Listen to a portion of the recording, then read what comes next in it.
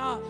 இன்றைக்கு நீங்க யோசிக்கலாம், எனக்கு முன்பதாக சிவந்த சமுத்திரம் இருக்கிறது, எனக்கு முன்பதாக யோர்தானை போல பிரச்சனைகள் பிரவாகித்து கொண்டு வருகிறது, எனக்கு முன்பதாக ஒரு எரிகோ கோட்டையே காணப்படுகிறது. இன்றைக்கு ஆண்டவர் உங்களை பார்த்து சொல்லுகிறார், என்னுடைய சுவிசேஷத்தின் வல்லமையோடு கூட நீ புறப்பட்டு செல், நான் உன்னோட கூட வருவேன்.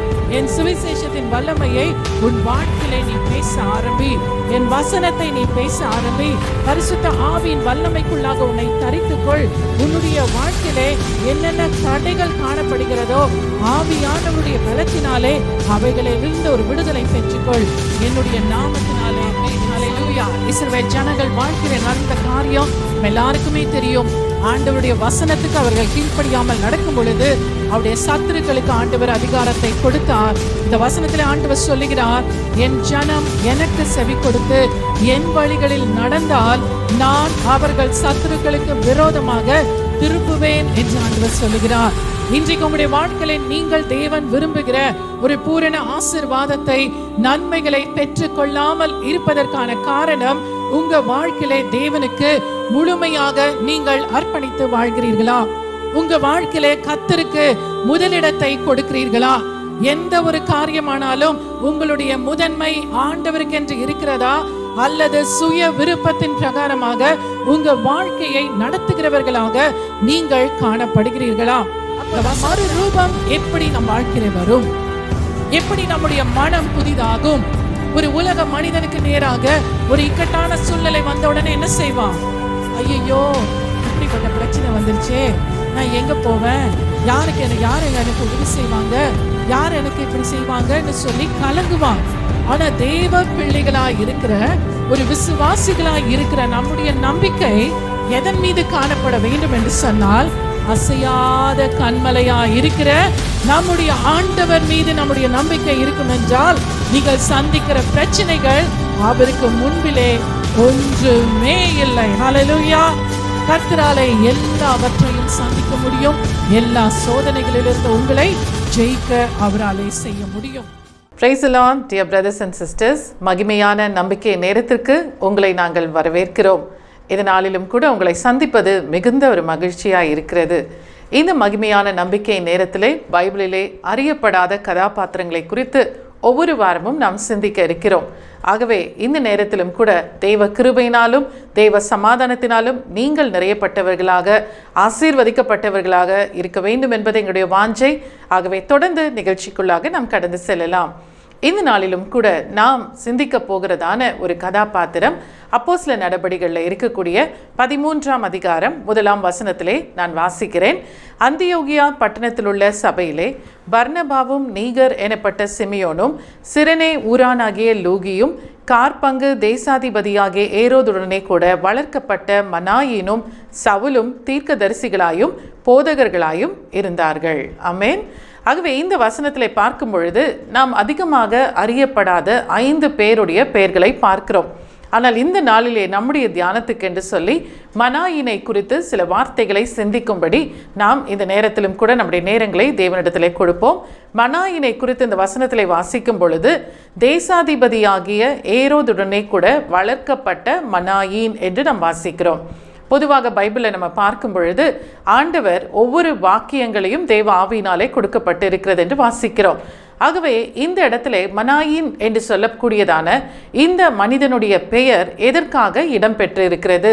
ஆகவே ஆவியானவர் எதற்காக இந்த பெயரை குறித்து நாம் அறிய வேண்டும், எதை குறித்து நாம் இன்னும் சிந்திக்க வேண்டும் என்பதற்காக அப்போஸ்தல நடபடிகள் 13ஆம் அதிகாரம் 1ஆம் வசனத்திலே மனாயினை குறித்து நாம் வாசிக்கிறோம். ஆகவே வேதத்திலே பார்க்கிறோம், இந்த மனாயினை பற்றி வேற எங்கேயுமே நம்மால பார்க்க முடியாது. ஒரே அதிகாரம் ஒரே ஒரு வசனத்திலே மாத்திரம்தான் இந்த மனாயின் என்று சொல்லக்கூடிய இந்த பெயரிடம் பற்றி இருக்கிறது. ஆகவே இவனை பற்றி அறிந்து கொள்ள வேண்டும் என்று சொன்னா பைபிளையும் அதிகமான ரெஃபரன்ஸ் இல்லை, ஹிஸ்டரிலையும் நமக்கு அதிகமான ரெஃபரன்ஸ் இல்லை. ஆகவே நமக்கு அறியக்கூடிய ஒரு காரியம், கார்பங்கு தேசாதிபதி ஆகிய ஏரோதோடு கூட இவன் வளர்க்கப்பட்டான் என்று சொல்லி நம்ம வாசிக்கிறோம். ஆகவே இந்த மனாயின் ஏரோது அந்திப்பா என்று சொல்லக்கூடியதான அந்த நாட்களிலே அவன் காணப்படுகிறான். பல மொழிபெயர்ப்புகள் இந்த வளர்க்கப்பட்டவன் என்ற அந்த வார்த்தைக்கு என்ன சொல்லுகிறது என்று சொன்னால், இவன் ஒரு வளர்ப்பு சகோதரனாக ஏரோதுக்கு காணப்பட்டான். இன்னொரு அர்த்தத்தில் பார்க்கும் பொழுது இங்கிலீஷில் லைஃப் லாங் ஃப்ரெண்ட் என்று சொல்கிறாங்க, வாழ்நாள் நண்பன். ஆகவே இந்த மனாயின் ஏரோது கூட வளர்க்கப்பட்டான் என்று பார்க்கும் பொழுது, ஒன்று இவன் ஏரோதுக்கு ஒரு வாழ்நாள் நண்பனாக இருந்திருப்பான், அல்லது வளர்ப்பு சகோதரனாக அவனோடு கூட அவன் வளர்க்கப்பட்டிருக்கிறான். ஆகவே இந்த இன்ஃபர்மேஷன் தான் நமக்கு இந்த வசனங்கள் மூலமாக நாம் அறிந்து கொள்கிறோம். ஆகவே ஏரோதை பற்றி நம்ம சில காரியங்கள் புரிந்து கொண்டால்தான் ஏரோதோடு கூட வளர்க்கப்பட்ட இந்த மனாயினை பற்றி ஏன் வேத வசனம் இவ்வளவு ஆழமாக சொல்லப்பட்டிருக்கிறது என்பதை நம்மாலே நன்றாக புரிந்து கொள்ள முடியும்.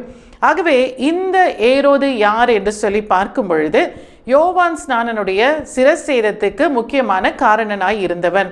அடுத்ததாக பார்க்கிற வேளையில் இயேசுவினுடைய மற்றொரு சகோதரனாக இருந்த யாக்கோபுடைய சிரச்சேதத்துக்கு இவன் ஒரு காரணகர்த்தாவாக இருந்தான். அது மாத்திரமல்ல, மிக முக்கியமாக ஆண்டவராகிய இயேசு கிறிஸ்து அவரை சிலுவிலே அறையப்படுவதற்கு இவன் எந்த ஒரு மாறுத்தரமும் சொல்லாதபடிக்கு காணப்பட்டான். ஆகவே 3 முக்கியமான ஒரு பெரிய ஒரு காரியங்களிலே, அதாவது தேவனுடைய ஜனங்களுடைய காரியத்தில் இவனுடைய பங்கு மிக மிக மோசமானதாய் காணப்பட்டது. யோவான் ஸ்நானனுடைய காலங்கள், இயேசு கிறிஸ்துவுடைய நாட்கள், பிற்பாடு அப்போஸ்தலர் நடபடிகளுக்குள்ளாக வருகிற வேளையிலே அவருடைய சகோதரனாக இருந்த யாக்கோபுடைய நாட்களிலும் கூட இந்த ஏரோதுடைய செயல்பாடுகளை குறித்து நாம் வாசிக்கிறோம். ஆகவேதான் வேதம் தெளிவாக சொல்லுகிறது இவனுடைய கடைசி நாட்கள் எப்படி இருந்தது. இதை குறித்து லூக்கா அப்போஸ்தலருக்கு எழுதும் பொழுது அவர் எழுதின ஒரு காரியம், அப்போஸ்தலர் 12ஆம் அதிகாரம் 21 23 வசனம் வரையிலுமாக, குறித்த நாளிலே ஏரோது ராஜ வஸ்திரம் தரித்து கொண்டு சிங்காசனத்தின் மேல் உட்கார்ந்து அவர்களுக்கு பிரசங்கம் பண்ணினான். அப்பொழுது ஜனங்கள், இது மனுஷ சத்தம் அல்ல, இது தேவ சத்தம் என்று ஆர்ப்பரித்தார்கள். அவன் தேவனுக்கு மகிமையை செலுத்தாதபடியினால் உடனே கர்த்தருடைய தூதன் அவனை அடித்தான், அவன் புழு புழுத்து செத்தான். ஆகவே ஏரோதனுடைய கடைசி நாட்கள் எப்படியாக இருந்தது? தேவனுக்கு விரோதமாக, ஆண்டுடைய பிள்ளைகளுக்கு விரோதமாக எழும்பின மிகவும் கொடுமை நிறைந்தவனாக அவன் காணப்பட்டான். அவனுடைய வாழ்க்கையிலே பெருமை காணப்பட்டது. ஆகவே அவன் பேசுகிற வேளையிலே ஜனங்கள் ஆர்ப்பரித்தார்கள், இது தேவ சத்தம் என்று. உடனடியாக தேவ தூதன் மூலமாக ஆண்டவர் அவனை அடித்தார், அவன் புழு புழுத்து செத்தான். அப்போ அவனுடைய வாழ்க்கை எத்தனை ஒரு பயங்கரமான மோசமான ஒரு பொல்லாத வாழ்க்கையாக இருந்தபடினால் அவருடைய முடிவு இவ்வளவு ஒரு கோரமான ஒரு முடிவாக காணப்படுகிறது. ஆனால் இங்கே நம்ம பார்க்கும் பொழுது இவ்வளவாக தேவனுக்கு விரோதமாக, தேவ பிள்ளைகளுக்கு விரோதமாக பல பயங்கரமான காரியங்களை செய்த இந்த ஏரோதோடு கூட தான் இந்த மனாயின் வளர்க்கப்பட்டான் என்ற ஒரே வசனத்திலே இந்த மனாயினை குறித்து நாம் வாசிக்கிறோம். அந்த வசனத்தை நான் மறுபடியும் வாசிக்க விரும்புகிறேன். அந்தியோகியா பட்டணத்தில் உள்ள சபையிலே பர்னபாவும் நீகர் எனப்பட்ட சிமியோனும் சிரனே ஊரானாகிய லூகியும் கார்பங்கு தேசாதிபதியாகிய ஏரோதுடனே கூட வளர்க்கப்பட்ட மனாயினும் சவுலும் தீர்க்கதரிசிகளாயும் போதகர்களாயும் இருந்தார்கள். ஆகவே இங்கே பார்க்கிறோம், மனாயின் ஏரோதோடு கூட வளர்க்கப்பட்டான். ஆனால் இப்போ என்ன ஊழியம் செய்கிறான் என்றால், அவன் ஒரு தீர்க்கதரிசியாக, ஒரு போதகராக அவன் ஊழியம் செய்கிறான். எவ்வளவு ஆண்டவருடைய கிருபை அவன் மேலே காணப்பட்டது என்று சொல்லிதான் நாம் தொடர்ந்து இந்த வேளையிலும் கூட சிந்திக்க போகிறோம்.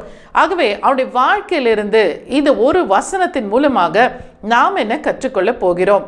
அவன் ஏரோதோடு வளர்க்கப்பட்டான், ஆனால் போதகனாக, தீர்க்கதரிசியாக அவன் வாழ்ந்தான் என்று சொல்லி நம்ம பார்க்கிறோம். ஆகவே இந்த வசனத்தின் படியாக தேவன் முதலாவதாக நமக்கு கற்றுக் கொடுக்கிற ஒரு காரியம் என்னவென்று சொன்னால், ஆண்டவருடைய சுவிசேஷம் அது மிகுந்த பலனுள்ளதாய் இருக்கிறது. ஆமென்.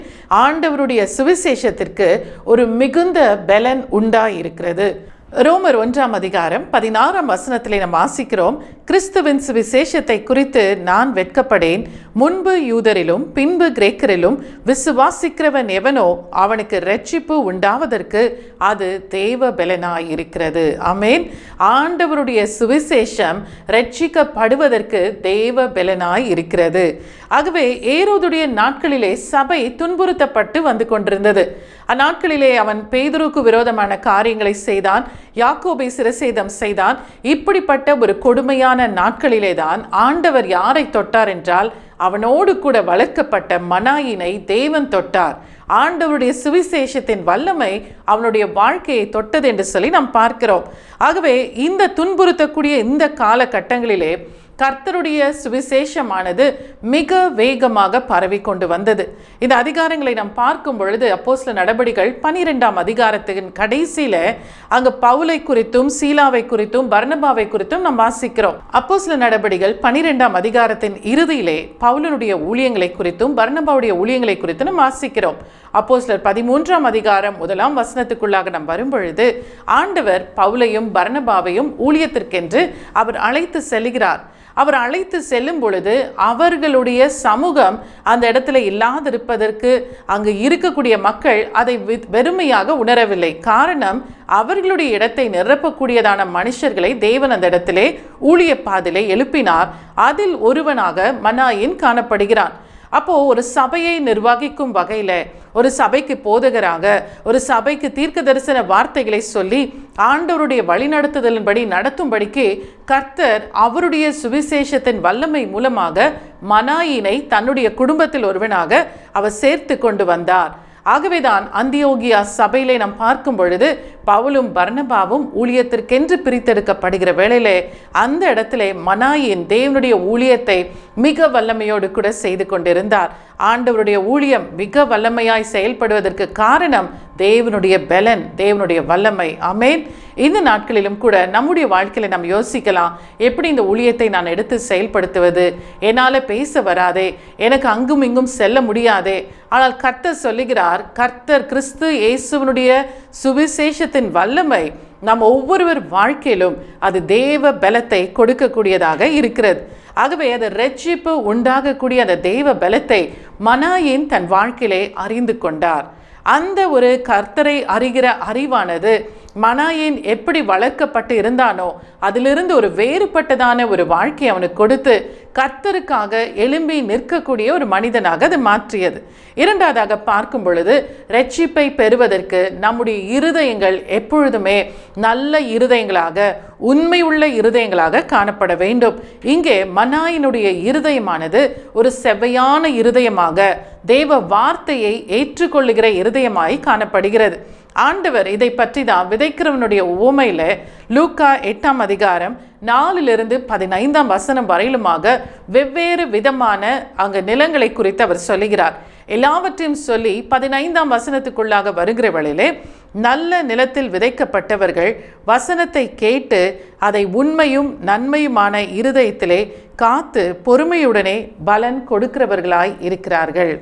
ஆகவே இங்கே பார்க்கும் பொழுது மனாயினுடைய இருதயம் ஒரு நல்ல நிலமாக, இருதயமாக காணப்படுகிறது. அது உண்மையும் நன்மையுமான இருதயத்திலே காத்து பொறுமையுடனே பலன் கொடுக்கிறவர்களாயிருக்கிறார்கள். அப்போ ஆண்டவருடைய வார்த்தை இன்றைக்கு நமக்கு நேராக வந்து கொண்டு இருக்கிறது. அதிகமான வசனங்களை நாம் கேட்கிறோம், படிக்கிறோம், காண்கிறோம்.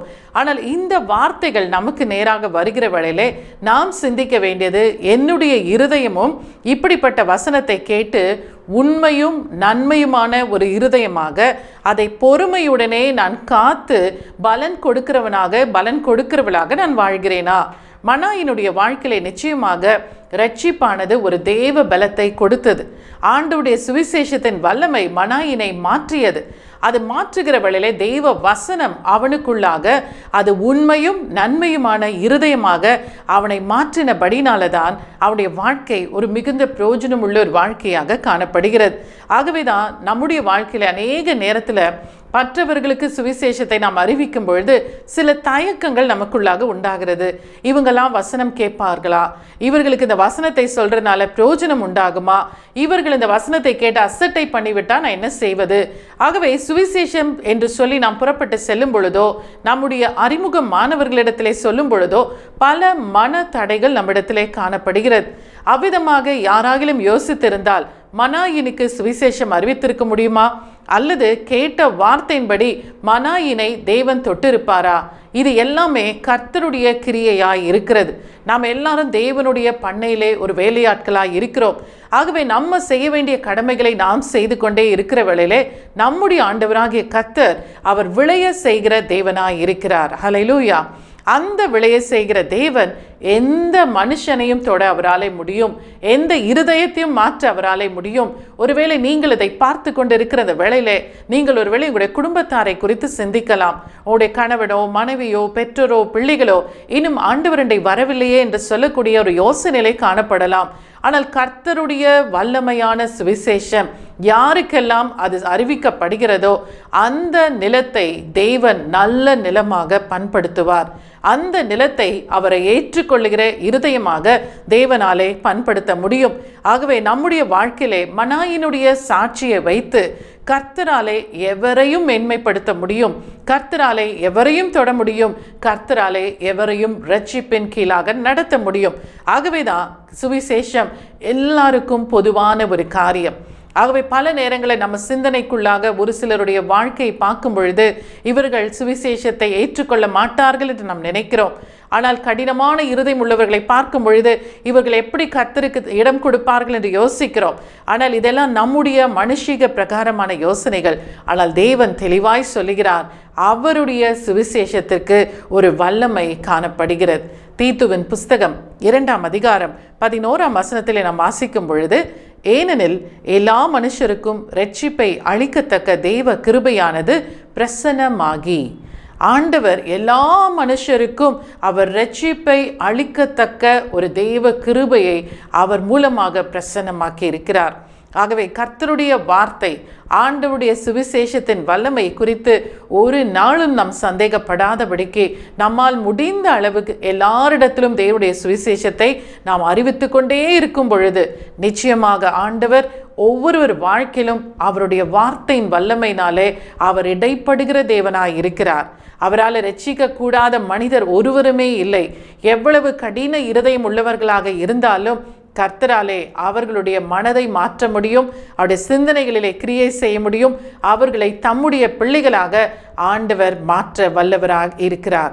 ஆகவே மனாயினுடைய வாழ்க்கையை நாம் பார்க்கும் பொழுது முதலாவதாக தேவனுடைய சுவிசேஷத்தின் வல்லமை அவருடைய வாழ்க்கையிலே ஒரு தேவ பலத்தை உண்டாக்கினது. இரண்டாவதாக பார்க்கும் பொழுது ஒரு உண்மையும் நன்மையுமான இருதயமாக மனாயினுடைய இருதயம் காணப்பட்டது. மூன்றாவதாக பார்க்கும் பொழுது தேவனுடைய சுவிசேஷத்தின் வார்த்தையை ஏற்றுக்கொண்டு அதன்படி நடக்கிற ஒரு மனுஷனாக கர்த்தர் அவனை மாற்றினார். இதெல்லாம் மனுஷராலே கூடாத காரியங்கள். மனிதர்களாகிய நாம் மற்றவர்களுடைய முகத்தை தான் பார்க்கிறோம், ஆனால் கர்த்தரோ இருதயத்தை பார்க்கிற தேவனாக இருக்கிறார். ஆகவே மனாயின் தேசாதிபதியாகிய ஏரோதோடு கூட வளர்க்கப்பட்டவனாக காணப்பட்டாலும் இருவருடைய வாழ்க்கை வெவ்வேறு திசைகளிலே கடந்து சென்றது. நம்ம எல்லாரும் அறிந்த பிரகாரமாக ஏரோதுடைய வாழ்க்கை ஒரு பொல்லாப்பிலே ஆரம்பிக்கப்பட்டு பொல்லாப்பிலே முடிந்த ஒரு வாழ்க்கையாக இருந்தது. அவருடைய வாழ்க்கையிலே ஆண்டவரை அவன் சந்தித்திருந்தான், ஆனாலும் தன்னுடைய மனதை கர்த்தருக்கு செலுத்தாதவனாக வாழ்ந்தான். ஆனால் மனாயின் இயேசுவை பற்றி கேள்விப்பட்டு ஆண்டவருக்கு தன் இருதயத்தை கொடுத்த பொழுது தேவனுடைய சுவிசேஷத்தின் வல்லமை அவனுக்குள்ளாக ஒரு இரட்சிப்பை உண்டாக்கினது என்று சொல்லி பார்க்கிறோம். இரண்டு வெவ்வேறு மனிதர்கள், அவர்கள் தேர்ந்தெடுத்த பாதைகள் வெவ்வேறான பாதைகளாக காணப்பட்டிருந்தாலும் ஆண்டவர் யாரை நேசிக்கிறார் என்று சொல்லி நமக்கு நன்றாக தெரியும். இந்த காலகட்டங்களிலே உலகத்திலே ஆண்டவர் நம்மை வைத்திருப்பதற்கு ஒரு நோக்கம் உண்டு. எல்லாருக்குமே கர்த்தர் வாழ்க்கையிலே தேர்ந்தெடுப்பை நம் கரத்திலே தான் கொடுத்திருக்கிறார். ஆதாமையும் ஏவாளையும் ஆண்டவர் உருவாக்கின பொழுது இந்த கனியை நீங்கள் புசிக்காதிருங்கள் என்று கர்த்தர் கட்டளையிட்டார். ஆனால் அவர்கள் மீறுதல் என்ற பாவத்துக்குள்ளாக போனபடினாலே உலகமே பாவத்துக்குள்ளாக நிறைந்த உலகமாய் மாற்றப்பட்டிருக்கிறது. ஆனால் இயேசுவுடைய தயவுள்ள கிருபையானது இன்றைக்கு நம்மை தேடி ஆண்டவர் வந்து அவருடைய இரட்சிப்பை நமக்கு அருளி செய்து பாவத்திலே இருந்த நம்மை ஆண்டவருடைய இரத்தத்தினாலே கழுவினார், நமக்கு மீட்பை கொடுத்தார். அதே போலதான் மனாயினுடைய வாழ்க்கையிலும் ஆண்டவர் மிக பெரிய ஒரு இரட்சிப்பை கட்டளையிட்டார் என்று நான் சொல்ல முடியும். அந்த இரட்சிப்பின் மூலமாக தான் எப்படி வளர்க்கப்பட்ட அவனுடைய வாழ்க்கை கர்த்தருக்காக ஊழியம் செய்கிற ஒருவனாக தேவன் அவனுக்குள்ளாக ஒரு மிக பெரிய ஒரு மாற்றத்தை கொடுத்தார். ஏரோது இயேசு கிறிஸ்துவை காண நான் ஆசையாய் இருக்கிறேன் என்று சொன்னான். ஆனால் கண்ட ஏரோதுடைய வாழ்க்கையில எந்த ஒரு மாற்றமும் வரவில்லை. ஆகவே ஒரு மனிதன் மாற்றப்பட வேண்டும் என்று சொன்னால் அவருடைய இருதயத்துக்குள்ளாக ஆண்டவர் கிரியை செய்ய வேண்டும். ஒவ்வொரு மனிதருடைய இருதயம் நன்மையும் உண்மையுமான இருதயமாக மாற்றப்படுகிற வேளையிலே நிச்சயமாக அந்த இருதயம் பண்படுத்தப்பட்டு நல்ல வசனமாகிய தேவனுடைய வார்த்தையாகிய விதையினாலே அது அந்த இடத்திலே பிரயோஜனமாக்கப்பட்டு அவர்கள் மூலமாக தேவன் 30, 60, 100 பலனை கொடுக்க முடியும். இங்க மனாயினுடைய வாழ்க்கை எப்படிப்பட்டதாக தான் இருந்தது. அவன் ஏரோதோடு கூட வளர்க்கப்படும் பொழுது உலக காரியங்களிலே ஆர்வம் உள்ளவனாக பிரியமுள்ளவனாக வாழ்ந்திருக்கலாம். ஆனால் தேவனுடைய சுவிசேஷத்தின் வார்த்தை என்றைக்கு அவன் கேள்விப்பட்டானோ அன்றைக்கு ஆண்டவர் அவனுடைய வாழ்க்கையிலே இரட்சிப்பை அருளி செய்தார். அந்த இரட்சிப்பானது அவனுடைய வாழ்க்கையை அப்படியே விட்டுவிடவில்லை. அவன் வாழ்ந்த வாழ்க்கைக்கும் அவன் கிறிஸ்துவுக்காக வாழக்கூடிய மகனாகவும் ஒரு மாற்றத்தை உண்டாக்கினது. ஆகவேதான் அப்போஸ்தலர் 13ஆம் அதிகாரம் 1ஆம் வசனத்திலே ஒரு சிறிய பகுதியில் அங்கு கார்பங்கு தேசாதிபதியுடனே கூட வளர்க்கப்பட்ட மனாயின் என்று சொல்லக்கூடிய அந்த ஒரு இடத்துல அவனுடைய பெயர் இடம் பெற்றிருந்தாலும் கூட அவன் தேவனுக்காக ஒரு போதகராக ஒரு தீர்க்கதரிசியாக அவன் ஊழியம் செய்தான் என்று நாம் வாசிக்கிறோம். அவனை குறித்து அதிகமான வரலாற்று புஸ்தகங்களில் நாம் வாசித்திருக்க முடியாது. வேதத்திலும் அவனை பற்றி அதிகமான காரியங்களை நாம் வாசிக்க முடியாது. ஆனால் ஒரே ஒரு வசனத்திலே இடம்பெற்று அதிகமாக அவனுடைய பெயரை அநேகர் மறந்து கூட படித்திருக்கலாம். எத்தனையோ முறை அப்போஸ்தலர் நடபடிகளை நீங்கள் வாசித்திருக்கலாம். ஆனால் மனாயின் என்கிற இந்த பெயரை ஒருவேளை நம்ம படிக்காம விட்டு இருக்கலாம், இல்லை படித்து மறந்தும் இருக்கலாம். ஆனால் இன்றைக்கும் அந்த மனாயின் தன்னுடைய ஒரே ஒரு வார்த்தை வசனத்தின் மூலமாக நம்மோடு கூட பேசுகிறார். அவருடைய வாழ்க்கையின் மூலமாக நம்முடைய தேர்ந்தெடுப்பு தேவ ராஜ்யத்துக்கு நேராக எப்பொழுதும் காணப்பட வேண்டும். அவருடைய வாழ்க்கையிலிருந்து நாம் 3 காரியங்களை நாம் அறிந்து கொண்டோம். எப்படி அவனுடைய வாழ்க்கையிலே தேவனுக்காக தேவனுடைய சுவிசேஷத்தை அவன் உண்மையாய் ஏற்றுக்கொண்டு கிறிஸ்துவுக்காக ஒரு மாற்றப்பட்ட மனிதனாக வாழ்ந்தான். இரண்டாவதாக அவனுடைய இருதயம் ஒரு உண்மையுள்ள இருதயமாக ஆண்டவருடைய வசனத்தை பொறுமையாய் காத்து ஒரு நல்ல பலனை கொடுக்கிற இருதயமாக காணப்பட்டது.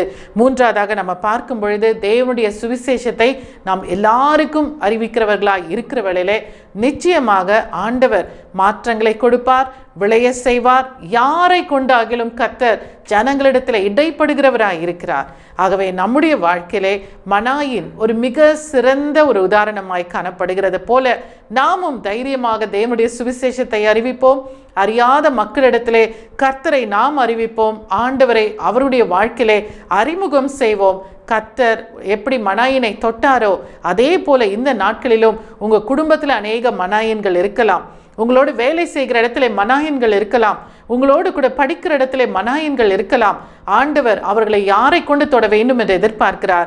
இன்றைக்கு உங்களுடைய வாழ்க்கை கர்த்தரிடத்தில் ஒப்புக்கொடுங்கள். அன்பான சகோதரனே சகோதரியே, மனாயினை தொட்டு அவருடைய ஊழியக்காரனாக மாற்றின ஆண்டவர் நிச்சயமாக உங்கள் வாழ்க்கையின் மூலமாக அநேக மனாயின்களை தேவ ராஜ்யத்திலே அவர் சேர்க்க வல்லவராய் இருக்கிறார். ஆமென். நாம் ஜெபிப்போம். அன்பின் பரலோக பிதாவே, இந்த அருமையான வேலைக்காக உம்மை நன்றியோடு நாங்கள் துதிக்கிறோம், ஸ்தோத்திரிக்கிறோம். இந்த நாளிலும் கர்த்தாவே, நாங்கள் மனாயினை குறித்து அநேக காரியங்களை நாங்கள் சிந்தித்தோம். அவன் தேசாதிபதியாக ஏரோதோடு கூட வளர்க்கப்பட்டிருந்தாலும் உலக வாழ்க்கையை அவன் தேர்ந்தெடுக்காதபடிக்கு ஆண்டவருக்குரியதான இரட்சிப்பின் பாதையை அவன் தெரிந்து கொண்டபடினாலே அவனை குறித்து நாங்கள் வேதத்திலே வாசிக்கும்படி தேவன் இடம்பெற செய்திருக்கிறீர்.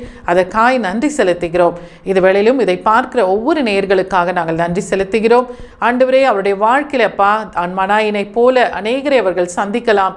ஆனால் அந்த இருதயங்களுக்குள்ளாக தேவனுடைய வசனத்தை விதைக்க வேண்டும் என்ற ஒரு ஆர்வத்தை, ஒரு ஊழிய பாரத்தை நீர் கொடுக்க வேண்டுமாய் நாங்கள் ஜெபிக்கிறோம். இதை பார்க்கிற ஒவ்வொருத்தருடைய வாழ்க்கையும் நீர் தொடுவீராக, ஆசீர்வதிப்பீராக. ஒவ்வொருத்தருடைய வாழ்க்கையிலும் ஆண்டவர் இரட்சிப்பை நீர் உண்டாக்கும்படிக்கு நாங்கள் ஜெபிக்கிறோம். இதை பார்க்கிற இந்த நிகழ்ச்சியின் மூலமாக ஒவ்வொருத்தருடைய வாழ்க்கையிலும் என் தேவன் நீர் இடைப்பட்டு அநேகருக்கு அப்பா இந்த நிகழ்ச்சிகள் மூலமாக, இந்த டிவி ஊழியங்கள் மூலமாக நீர் தாமே கிரியை செய்ய வேண்டுமாய் நாங்கள் ஜெபிக்கிறோம். தொடர்ந்து ஒவ்வொருவரையும் ஆசீர்வதிங்க, பலப்படுத்துங்க. உம்முடைய சமாதானத்தினால் நிரப்புவீராக. எல்லாவற்றையும் ஆண்டவருடைய கரத்திலே நாங்கள் ஒப்பு கொடுத்து ஜெபிக்கிறோம். நல்ல மீட்பர் இயேசுவின் மூலம் ஜெபிக்கிறேன் எங்கள் அன்பின் பிதாவே. ஆமென். அன்பான சகோதர சகோதரிகளே, இந்த நாளிலும் உங்களை சந்தித்தது மிகுந்த ஒரு சந்தோஷம். மகிமையான நம்பிக்கையின் நேரத்திலே ஒவ்வொரு வாரமும் வேதத்திலே அறியப்படாத கதாபாத்திரங்களை குறித்து நாம் சிந்திக்க இருக்கிறோம். ஆகவே அடுத்த வாரம் நான் உங்களை சந்திக்கும் பொழுது ஒரு மற்றொரு கதாபாத்திரத்தை குறித்து நாம் சிந்திக்க போகிறோம். ஆகவே அதை குறித்த ஒரு கேள்வி இந்த வேளையில் உங்களிடத்தில் நான் கேட்க விரும்புகிறேன். கர்த்தருக்கு பயந்ததினாலே ஆண்டவர் அவருடைய வாழ்க்கையை தழைக்க செய்தார் என்று சொல்லி வேதத்திலே வாசிக்கிறோம். ஆகவே அது யார் என்று சொல்லக்கூடிய உங்கள் பதிலை இதை ஸ்க்ரீனில் கீழே காணக்கூடியதான இந்த எண்களோடு கூட நீங்கள் தொடர்பு கொண்டு அதற்கான பதிலை அனுப்பும்படி கேட்டுக்கொள்கிறேன். கர்த்தர் உங்களை ஆசீர்வதிப்பார்.